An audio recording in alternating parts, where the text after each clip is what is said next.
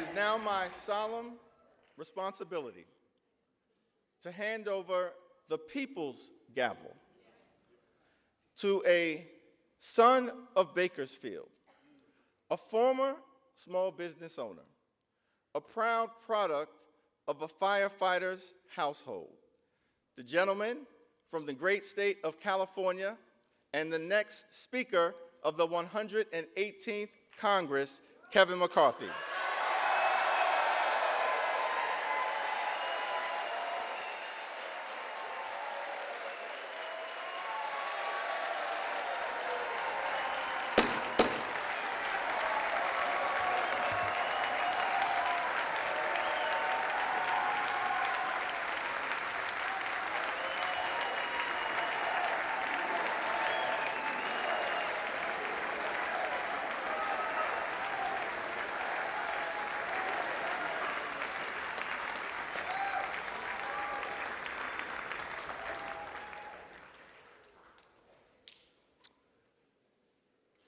That was easy, huh?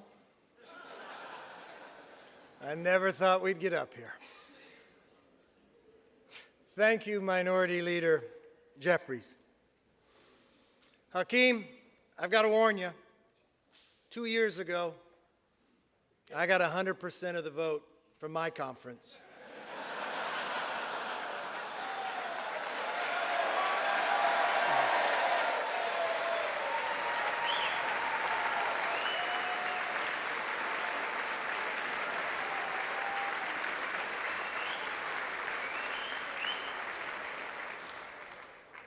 There's somebody else I want to thank.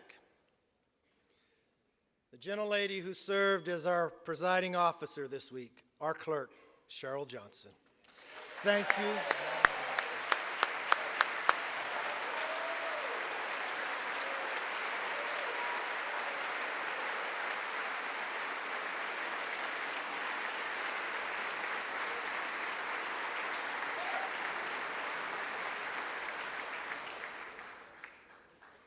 You know, my father always told me, it's not how you start, it's how you finish.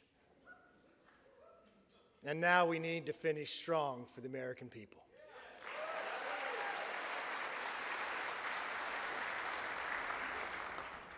You know, if a son of a fireman and a grandchild of immigrants can rise to the highest position in the most important legislative body in our country, and if my colleague, Hakeem Jeffries, with his life story, can rise to lead his party, then opportunity and democracy still thrive in America.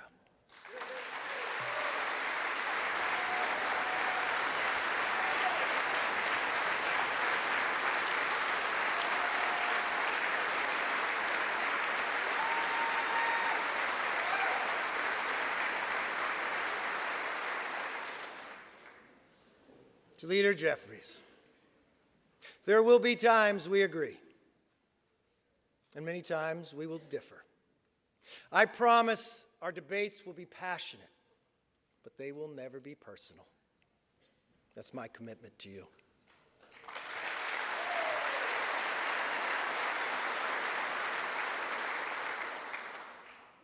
And now, the hard work begins. What we do here today, next week, next month, next year, will set the tone for everything that follows. Tonight, I want to talk directly to the American people. As Speaker of the House, my ultimate responsibility is not to my party, my conference, or even our Congress. My responsibility, our responsibility, is to our country.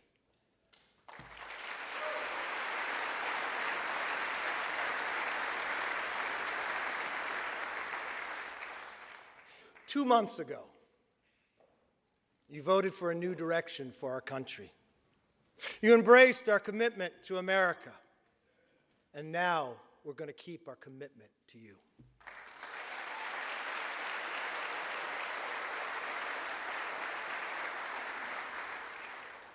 It's a commitment for an economy that's strong, where you could fill up your tank of gas and feed your family, where paychecks grow and not shrink. It's a commitment for a nation that's safe, where communities are protected, law enforcement is respected, and criminals are prosecuted.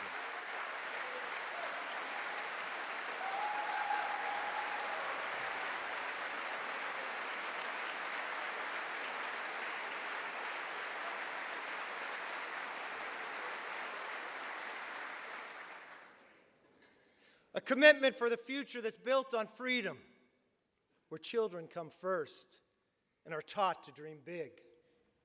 Because in America, dreams can still come true. A commitment for a government that is held accountable, where Americans get the answers they want, need, and deserve. Our system is built on checks and balances.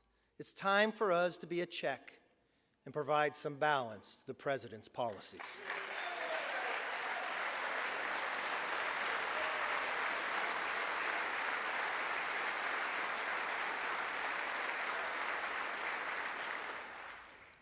There is nothing more important than making it possible for American families to live and enjoy the lives they deserve.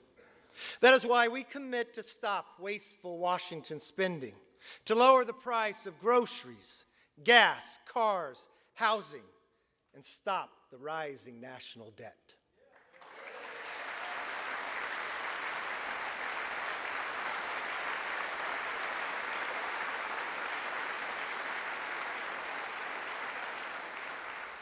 We pledge to cut the regulatory burden, lower energy costs for families, and create good-paying jobs for workers by unleashing reliable, abundant, American-made energy.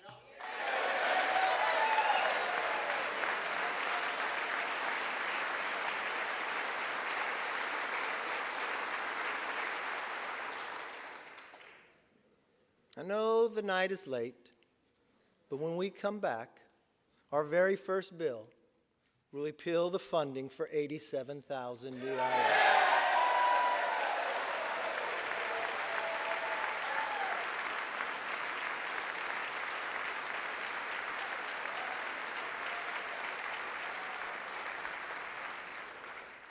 You see, we believe government should be to help you, not go after you. We're going to pass bills to fix the nation's urgent challenges, from wide open southern borders to American last energy policies to woke indoctrination in our schools.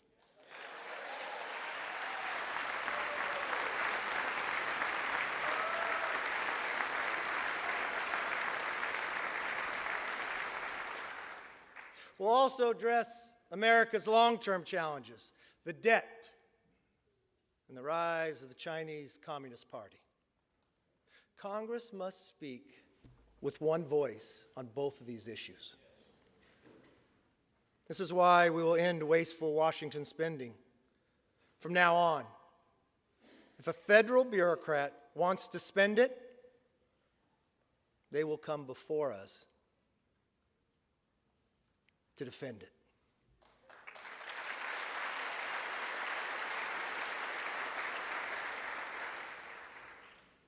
As for the Chinese Communist Party, we will create a bipartisan select committee on China to investigate how to bring back the hundreds of thousands of jobs that went to China, and then we will win this economic competition.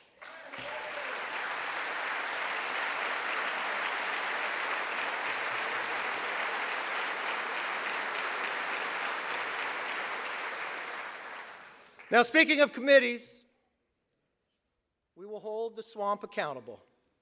From the withdrawal of Afghanistan to the origins of COVID and to the weaponization of the FBI.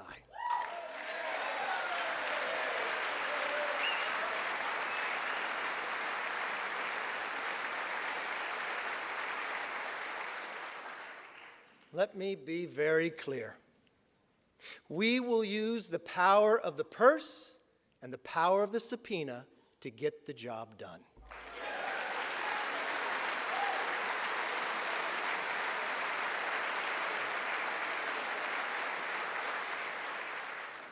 This is something we should all agree upon. We will stand up and speak out for the backbone of our economy, the hard-working taxpayer.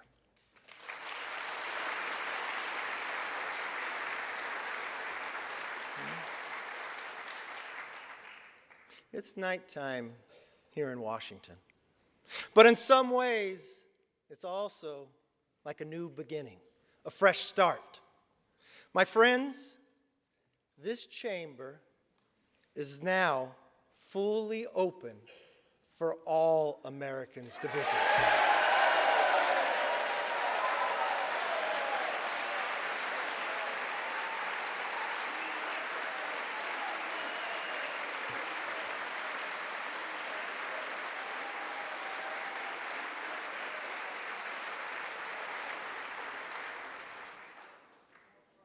I want to give all Americans a personal invitation.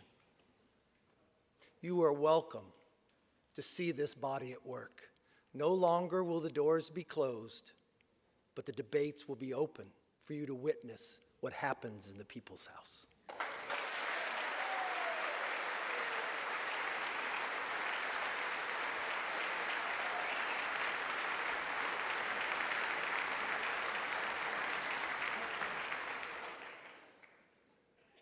From the committee rooms to this floor, we commit to pursue the truth passionately and embrace debate. No more one-sided inquiries. Competing ideas will be put to the test in public so that the best ideas win.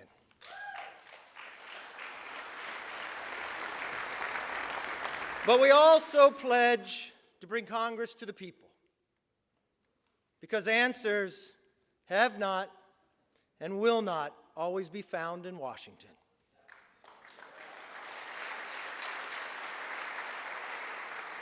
That's why one of our very first hearings will be held on the southern border.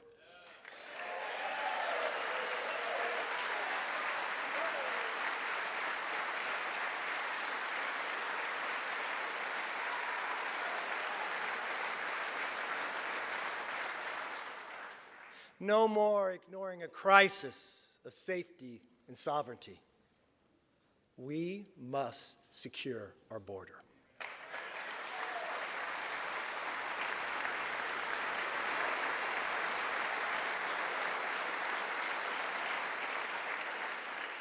We must get America back on track. Now, on a personal note, to my family, here and at home,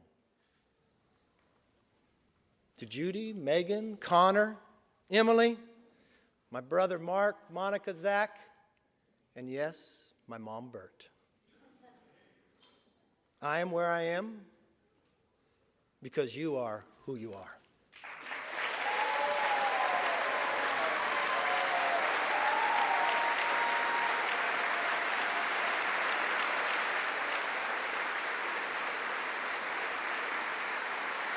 You can stand.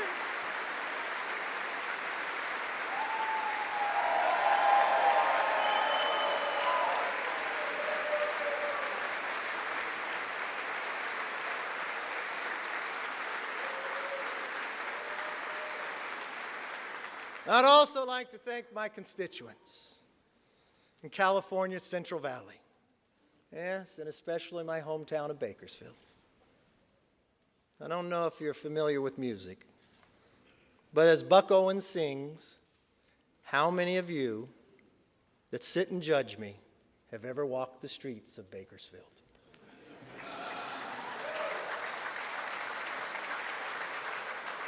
Well, I've walked those streets my entire life. I know its people. They're hardworking and relentless, optimistic about our future. And I'm very honored to have the opportunity to represent them. I am a son of a firefighter. I saw firsthand what it means to have hard work, leadership, and service to others. It can change people's lives. And that is exactly why we are here today, to serve you, the people.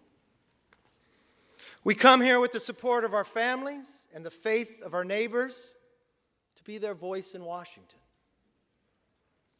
For all the wives and husbands, children and parents who are watching, a loved one to be sworn in, I knew it took a couple extra days. I'll be honest, it's not how I had it planned.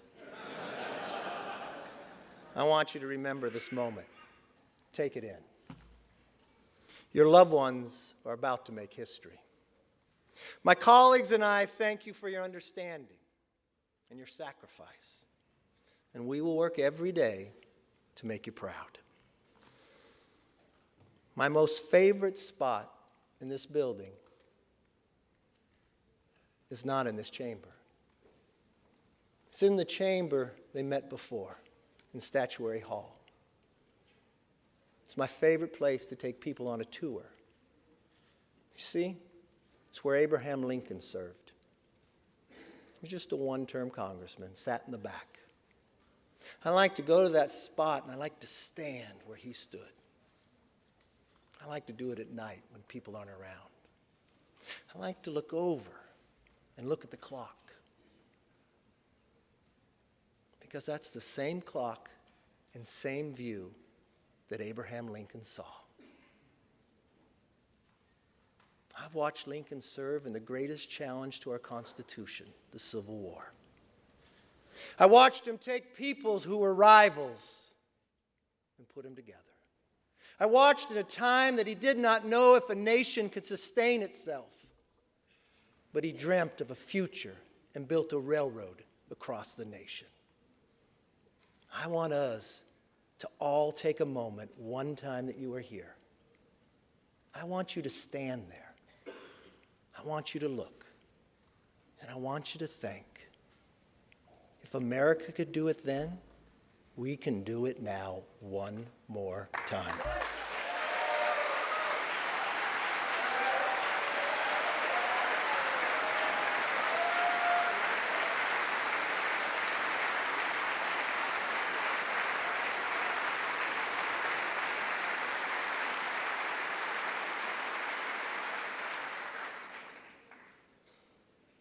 You know, Abraham Lincoln gave his life in service to this country.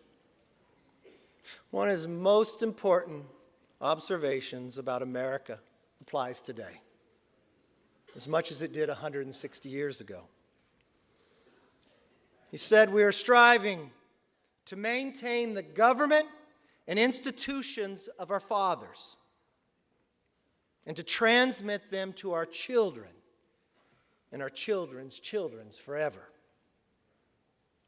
My fellow Americans, that is still our mission today. This moment calls for restoring trust within our country and with each other. In that spirit, I will work with anyone and everyone who shares our passion to deliver a better future for the nation. I hope you'll join me. As a Congress, we can only operate if we cooperate. My door will be open. I'd like you to come by. I want you to see, as you walk down the hall, a large portrait of Lincoln. I want you to go into that conference room. I want you to see another portrait. My members know of this. It's of Washington crossing the Delaware. You all know the story. It happened on Christmas, 1776. There was no iPhone to take a picture. People wonder when it was painted. It wasn't painted by someone who was there. It was painted in 1850 and 1851. He was an immigrant who lived in America, amanuensis. You know why he painted it? Because he knew America was more than a country. America was an idea. He went home to Germany, and he wanted Germany to have a revolution based upon the values and freedoms that we defend every day. His talent was art. So he believed if he painted this painting, he could inspire his countrymen to rise up for the idea of freedom. Now, many historians will tell you he didn't get it correct. They'll tell you Washington crossed on a Durham boat, but he paints it with Washington in a rowboat. You see 13 people, but only 12 faces. You see Washington standing up in a rowboat in the middle of winter, wearing a ceremonial uniform with his hand on his chest. He looks so stoic. You would look at that man, you'd say, I'd follow him anywhere. You probably believe that he never lost a battle. But history would tell us at that moment, at that time, he had only lost. We had never won. You see, that was the night of our first victory as a nation when we surprised the Hessians. But when you look at that painting, don't look at Washington. I want you to look at who's in the boat. You see, the second rower in the beret, he's Scottish. The person directly across from him in the green, rowing in the exact same cadence, is an African American. You come down right to the middle in the red, the person who's rowing the strongest is a woman. And in the very back is a Native American. I don't know from a historic fact if they were in the boat that night, but to this young immigrant who had lived in America, that's who he believed would be in the boat. The second to last person is a farmer. He could be from Bakersfield, I'm not sure. His hand goes across his face. People will debate this part. But what I see is a hand of the 13th person nobody sees. You see, what I believe Emmanuel is saying is, here we are, battling for the creation of the idea of freedom. That every individual is equal. Not a perfect nation, but striving to be a more perfect union. Having lost every battle against the greatest challenge with the strongest nation. Having lost them all, but willing to do it on our holiest of nights, with a hand reached out and asking if you would join us. That's as true today as it was then. If we let everybody in the boat, if we row in the same cadence together, there is no obstacle this body can overcome for this nation.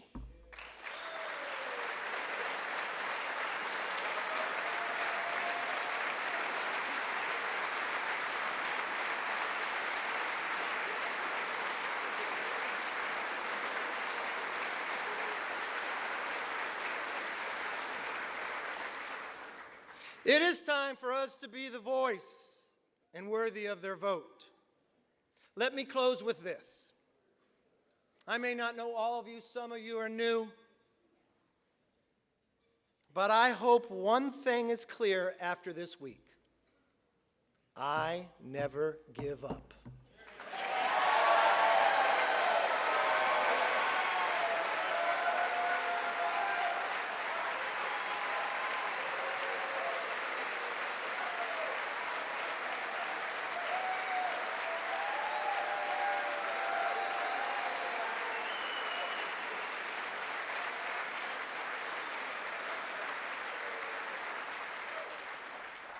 I make this promise. I'll never give up for you, the American people. And I will never give up on keeping our commitment to America. Our nation is worth fighting for. Our rights are worth fighting for. Our dreams are worth fighting for. Our future is worth fighting for.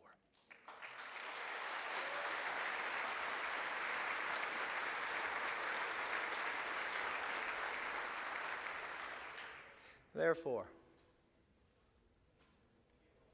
with love for this country and charity for each other, let us now take our oath and be worthy of the office on which we are about to enter. God bless everybody in this chamber, and God bless America.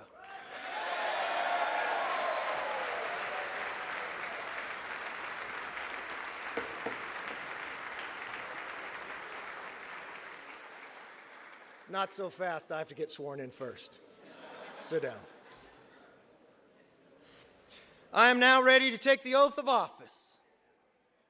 I want to ask the Dean of the House, the Honorable Hal Rogers of Kentucky, one of my first mentors, to administer the oath of the office.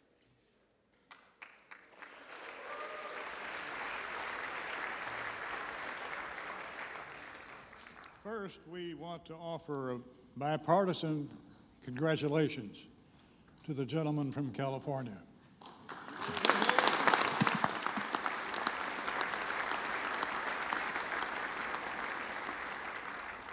Now, will the Speaker designate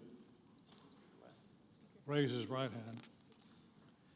Do you solemnly swear that you will support and defend the Constitution of the United States against all enemies, foreign and domestic, that you will bear true faith and allegiance to the same, that you take this obligation freely without any mental reservation or purpose of evasion, and that you will well and faithfully discharge the duties of the office on which you're about to enter? So help you God. Yes, I do. Congratulations and Godspeed to the Speaker.